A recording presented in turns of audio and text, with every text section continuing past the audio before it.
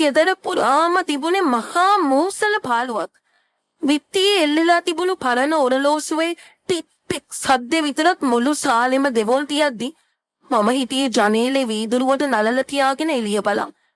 එළිය අහසේ තරු පිරීලා තිබුණා. ඒත් මගේ හිත ඇතුලේ තිබුණේ විස්තර කරන්න බැරි අඳුරක්. නැත්තම් අවුරුදු ගාණක් තිස්සේ ඇතුලේ හිර කරගෙන හිටපු ගින්නක්. මගේ දුව මාරි එයාගේ රක්ෂාවේ වැඩකට දවස් දෙකකට කොළඹින් පිටතට ගිහින්. ගෙදර හිටියේ මමයි දුවගේ පෙම්වතා වෙන අසංකයි විතරයි. මගේ මහත්තයා නැති වෙලා දැන් අවුරුදු 8කටත් වැඩි. ඒ 8 අවුරුද්ද පුරාම මම ගෑණියෙක් විදිහට මගේ හැඟීම් ආශාවන් සියල්ලම යකඩ පෙට්ටියක දාලා වහලා තිබ්බ සමාජයට බයි. ඒක අද මගේ හිතට පාලනයක් නැහැ වගේ දැනුණා.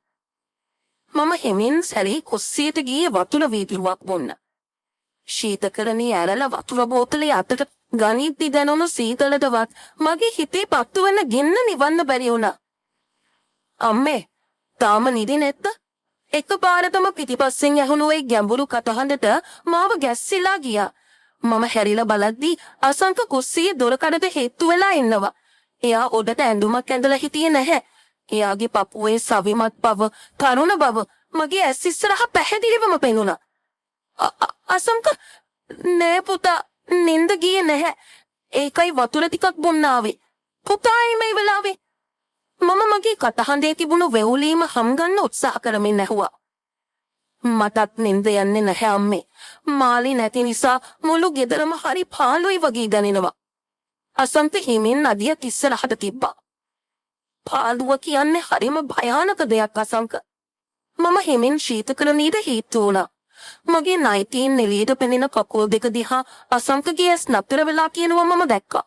ඒ බැල්මේ තිබුණේ සාමාන්‍ය බැල්මක් නෙවෙයි. ආශාවක්. අම්මා අද වෙනදට වඩා වෙනස්. අසංකගේ කටහඬ තරමක් ගොරෝසු වුණා. එයා මට තවත් ලම් වුණා. දැන් අපි දෙන්න අතර අඟලකවත් පළතරයක් නැහැ. මගේ ඇඟෙන් ආපු ලැවෙන්ඩර් සුවඳ එයාගේ හුස්මට එකතු වෙනවා මට දැනුණා. ඇයි අසංක? ඔය බයද? මම එයාගේ ඇස් දෙස කෙලින් බලලා ඇහුවා. අම්මේ මේක වැරදි. එයා මොමුණුවා. ඒත් එයා අඩියක්වත් පස්සට ගත්තේ නැහැ. වැරදි දේවල් තමයි අසංක ජීවිතේට වැඩිපුරම සතුටක් ගෙනෙන්නේ. මම එයාගේ පපුව උඩ මගේ අත තිබ්බා. එයාගේ හදවත වේගයෙන් ගැහෙන හැටි මගේ අතට දැනුණා. අද රැට මේ ගෙදර බෙට්ටි 4 ඇරෙන්න වෙන කිසිම කෙනෙක් අපි දිහා බලන්නේ නැහැ. අද රැට මම ඔයාගේ අනාගත නැන්දම්මා නෙවෙයි. මම නිකම් ගෑණියෙක් විතරයි. ඒ වචන ටිකත් එක්ක අසංකගේ ඉවසීමේ සීමාව සම්පූර්ණයෙන්ම බිඳ වැටුණා. එයා එකපාරටම මාව ඉනෙන් අල්ලලා තද කරලා බදාගත්තා. එයාගේ රස්නේ හුස්ම මගේ බෙල්ලට වදිද්දි මගේ මුළු ඇඟම හිරි වැටිලා ගියා. අවුරුදු ගානකට පස්සේ මට දැනුණු ඒ පිරිමි පහස මගේ ඇතුලේ හිටපු ගැහැණියව සම්පූර්ණයෙන්ම අවදි කළා. එයා මාව කුස්සියේ තිබුණු මේසය උඩින් තියද්දි මගේ අත් ඉබේටම එයාගේ බෙල්ල වටේ පැටළුණා. ජනේලෙන් වැටුණු හඳ එළියෙන් අපි සෙවණැලි බිත්තිය උඩ එකතු වුණා. සමාජයේ නීති, බය, ලැජ්ජාව කියන හැමදේම ඒ මොහොතේ මගේ හිතෙන් අයින් වෙලා ගියා. එතන හිටියේ Tamanගේ පාළුව මකා ගන්න දැවෙන ගැහැණියකුයි තරුණ පිරිමියෙකුයි විතරයි. ජනේලෙන් ගෙත ගලාගෙන ආපු හඳ එළිය කුස්සියේ සෙවණැලි එක්ක පුදුම අමුතු වතාවක් මවමින් තිබුණා. අසංකගේ උණුසුම් හුස්ම මගේ බෙල්ල අස්සට වැටෙද්දි අවුරුදු 8ක් තිස්සේ මගේ හිතේ හිර වෙලා තිබුණු මුළු පාළුවම එක මොහොතකට වාෂ්ප වෙලා ගියා වගේ මට දැනුණා. මගේ අත් දෙක ඉබේටම එයාගේ කරවටේ පැටලෙද්දි එයා මාව තවත් එයාගේ ඇඟට තද කරගත්තා. එයාගේ පපුවේ වේගවත් ගැහෙන සද්දට මගේ හදවතත් ඒ තාලෙටම ගැහෙන්න පටන් ගත්තා. මම්මගේ ඇස් දෙක තද කරලා පියාගත්තේ මේ වෙන්නේ හීනයක්ද නැත්නම් ඇත්තක්ද කියලා හිතාගන්න බැලුවා. අම්මේ මට මේක හීනයක් වගේ. අසංක මගේ කන ළඟට පහත් වෙලා හිමින් මෙමෙනුවා. එයාගේ කටහඬේ තිබුණේ වේවුලීමක් විතරක් නෙවෙයි මහ විශාල ආශාවක් සහ බයක් එකතු වුණු අමුතුම ස්වරයක්. හීනයක් නෙවෙයි අසංක, මේක ඇත්තක්. අද රැට විතරක් මේ හැමදේම ඇත්තක් කරගමු. මම එයාගේ කොණ්ඩේ ඇතුලෙන් මගේ ඇඟිලි යවන ගමන් කිව්වා.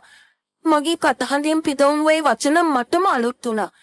මම මෙච්චර කාලයක් සමාජයට මගේ දුවට නැති වුණු මහත්තයාගේ මතකයන්ට බයේ හිර කරගෙන හිටපු හැඟීම් ඔක්කොම ඒ එක මොහොතින් නිදහස් වුණා. අසංකමාව කොස්සේ තිබුණු ලීමේසේ උඩින් හිමින් තියද්දි මගේ නයිටි පුතක් එන පැත්තෙන් හැලිලා ගියා. එයාගේ ඇස් වලින් මගේ මුළු ඇඟම එකපාරක් පීරලා බලද්දි මට ලැජ්ජාවක් දැනුණත් ඊට වඩා ලොකු සැනසීමක් දැනුණා. මම තවමත් ගෑණියෙක් විදියට ලස්සනයි. තවමත් පිරිමියෙකුගේ ඇස් අද්දවා ගන්න මට පුළුවන් කියන විශ්වාසය මගේ හිතට ලොකු ශක්තියක් දුන්නා. එයා හිමින් මගේ කම්බුල දිගේ එයාගේ පොල් ගෙනිච්චා.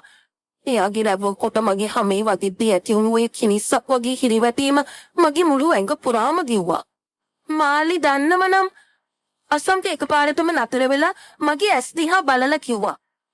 එයාගේ ඇස්වල එකපාරටම පෙනෙන්න තිබුණේ පශ්චාත්තාපයක් සහ බයක්. මාලි මෙතන නෑ අසංක. මේ වෙලාවේ අපි අතරේ මාලි නැහැ. ඔයා විතරයි මම විතරයි. මේ රෑ එළි වෙනකම් අපිට අපි විතරයි. මම එයාගේ මුහුණ මගේ අත් දෙකෙන්ම අල්ලගෙන එයාගේ ඇස් දෙස කෙලින් බලලා කිව්වා. මගේ ඒ වචන වලින් එයාගේ හිතේ තිබුණු බය එකපාරටම නැති වෙලා ගියා වගේ. එයා ආයෙමත් මාව එයාගේ අත් දෙකට මැදි කරගත්තා. එළී රැහැයන්ගේ නාදේ යටපත් කරගෙන අපි හුස්ම ගන්න සද්දේ කුස්සිය පුරාම පැතිරුණා. මගේ මහත්තයා නැති වුණාට පස්සේ මගේ ජීවිතේ තිබුණේ වේදනාව, තනිය සහ වගකීම් විතරයි. ඒත් අද රෑ මේ තහනම් ප්‍රේමී අමුතුම රහසක්, අමුතුම සතුටක් තිබුණා. වැරදි දෙයක් කරනවා කියන හැඟීම ඇතුළින්ම තවත් ලොකු ආශාවක් මතු කළා. ආසංකගේ ඔනුසුම් තෝල් මගේ බෙල්ල දිගේ පහළට යද්දී මට ඉබේටම කුඳුර වුණා. මගේ අත්වලින් මම යාගේ පිට තද කරලා අල්ලගත්තා. අම්මා හරිම ලස්සනයි. මං කොච්චර කාලයක් තිස්සේ හොරෙන් බලම් හිටියද? ආසංක කොඳුරමින් කිව්වා. ඒ කතාව ඇහුවම මගේ හිත තවත් ගැස්සුණා. මාලි ගෙදර නැති වෙලාවට එහෙමත් නැත්නම් මම ගෙදර වැඩ කරද්දී ආසංකගේ ඇස් මගේ ඇඟ දිගේ යන හැටි මට මේක කලිනුත් දැනී තිබුණා. ඒත් මම ඒ හැමදේම නොදැක්කා වගේ හිටියේ මගේ සීමාවන් නිසා. ඒත් අද ඒ සීමා සියල්ලම බිඳ වැටෙන මොහොත ඇවිත් තිබුණා. ඉතින් ඇයි ඉච්චර කාලයක් බලම් හිටියේ පුතා? ඇයි මට ලම්වුනේ නැත්තේ? මම එයාගේ කනට කළලා රහසින් ඇහුවා. මට බය හිතුණා අම්මා මට බනී කියලා, මාව ගෙදරින් එළියට දායි කියලා. එයා කිව්වේ එයාගේ හුස්ම මගේ පපුවට වදින අතරේ. දැන් බය නැද්ද? මම ඇහුවා. දැන් මට කිසිම දෙයකට බයක් නෑ. අසංක මාව තවත් එයාට ලං කරගෙන මෙන් කිව්වා. එයාගේ ශක්තිමත් අත් මගේ එන වටේ තද වෙද්දි මට දැනුනේ මම ආයෙමත් තරුණ වෙලා වගේ හැඟීමක්. අපි දෙන්න ඒ විදියට කුස්සියේ මේසේ උඩ හැම්දේලිය විතරක් වැටුණු ඒ අඳුරු කාමරේ එකිනෙකාගේ උණුසුම අත්විඳා.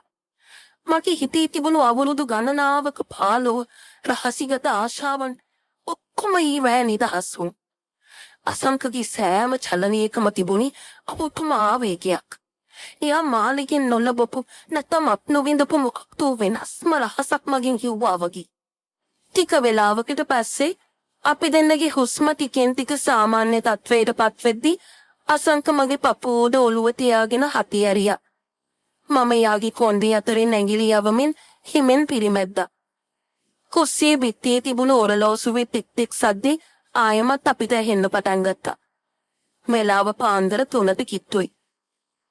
අම්මේ දැන් අපි මොකද කරන්නේ? අසංක හිමෙන් මගේ මොහොන දිහා බලලා ඇහුවා. එයාගේ ඇස්වල ආයෙමත් අනාගතය ගැන බයක් මතුවෙනවා මම දැක්කා. දැන් ඔයාගේ කාමරේට යන්න අසංක. ගිහින් නිදාගන්න. මම හිමින් නැගිටලා මගේ නයිටිය හදාගන්න ගමන් කිව්වා. ඒත් උදේට මාලි කෝල් කළොත් නැත්නම් හෙට රාතේ ආවම අපි කොහොමද යාගේ මූණ බලන්නේ? අසංක බිම බලාගෙන ඇහුවා. මම එයාගේ නෙකටෙන් අල්ලලා මොහොන උස්සලා එයාගේ ඇස් දෙක දිහා කෙලින් බැලුවා.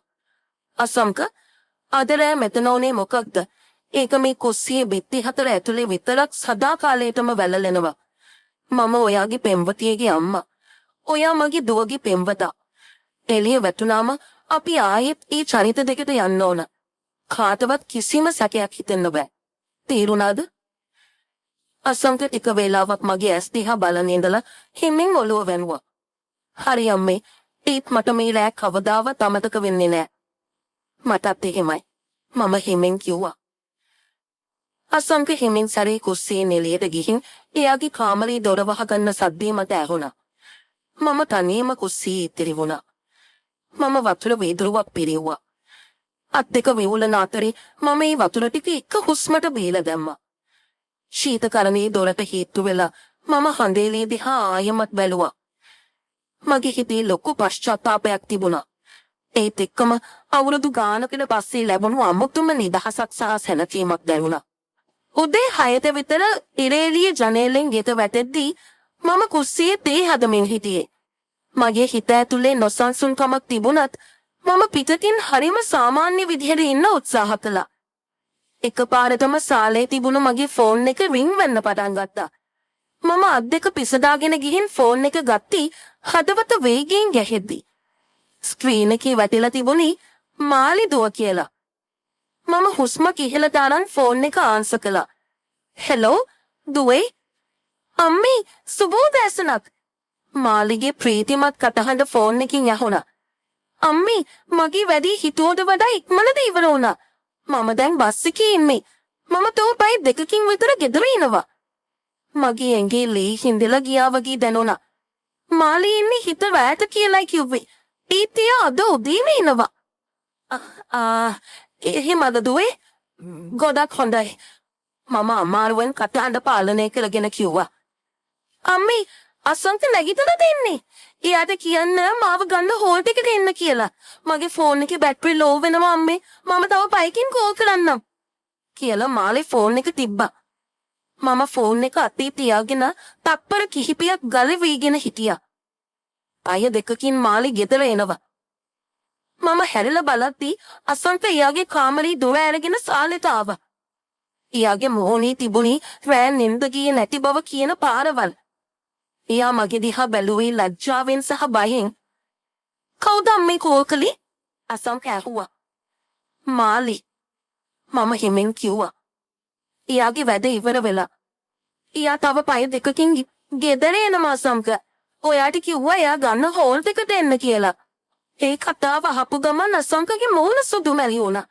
එයාගේ කටින් වචනයක්වත් පිටුනේ නැහැ. අපි දෙන්නගේ ඇස් එකිනෙකට යාවුනේ මහා විශාල බියකින් සහ නොසන්සුන්කමකින්. ඒ රැවුණු දේවල් වල සලකුණු කාමත් කුස්සියේ තියෙද්දි මාලි ඉදිරියේ අපි දෙන්න කොහොමද සාමාන්‍ය විදියට රඟපාන්නේ? දැන් අපි මොකද කරන්නේ අම්? අසංක විවුලන කටහඬින් ඇහුවා. කිසිම දෙයක් නොවුණු ගානට ඉන්න අසංක. ගිහින් ඉක්මනට ලෑස්ති වෙලා මාලිව ගන්න හෝල්ට් එකට යන්න. හැබැයි මතක තියාගන්න. ඔයාගේ මොහොනින් කිසිම වෙනසක් මාලිට පේනෙන්න බෑ. මං තදින් කිව්වා. අසංක ඉක්මනට කාමරේට ගිහින් ලෑස්ති වෙන්න පටන් ගත්තා. මං කුස්සියට ගිහින් ඊ රෑ තිබුණු හැම සලකුණක්ම අයින් කරන්න පටන් ගත්තා. මේසේ පිස දැම්ම වතුර වීදුරු හොදලා තිව්වා. ඒත් මගේ හිත ඇතුලේ තිබුණු භීතිය මකා දමන්න මරි පුළුවන් වුණේ නෑ. පැයකට විතර පස්සේ අසංක බයික් එක අරගෙන මාලිව ගන්න යන්න පිටත් වුණා. ගෙදර මම තනියම ඉතිරි වුණා. ඒ පැය එකමාර මගේ ජීවිතේ ගෙවුණු දීර්ඝතම කාලයක් වුණා. මම සාලේ ඉඳන් එහාට මෙහාට ඇවිද හිටියේ මාලි සහ අසංක එනකම්. හරියටම උදේ 8:30 විතර බයික් එකේ සද්දය ඇහුණා. මගේ හදවත මගේ පපුවෙන් එළියට පනින්න වගේ ගැහෙන්න පටන් ගත්තා. මම දොර ළඟට ගිහින් හිටගත්තා. දොර ඇරගෙන මාලි ඇතුළට ආවා. එයාගේ මුහුණේ තිබුණේ ලොක්කු හිනාවක්. එයා පිටිපස්සෙන් අසංක බෑග් දෙක තුස්සගෙන ආවා. අසංකගේ මුහුණේ කිසිම හැඟීමක් තිබුණේ නැහැ. එයා හිටියේ බිම බලාගෙන. "අම්මේ!" මාලි ඇවිත් මාව තද කරලා බදාගත්තා. මට අම්මව ගොඩක් මතක් වුණා. මම මාලිව බදාගත්තේ වෙවුලන අත් දෙකින්. "මාලි දුවේ, ගමන හොඳයිද?" "ඔව් අම්මේ, හැමදේම හොඳින් ඉවර වුණා." මාලි මගෙන් ඈත් වෙලා සාලේ වටපිට බැලුවා. ඊට පස්සේ එයා අසංක දිහා බැලුවා. "අසංක, ඔයාට මොකද වෙලා තියෙන්නේ? හෝල්ට් එකේදීත් මම දැක්කා ඔයා මගේ දිහා කෙලින් බලන්නේවත් නැහැ."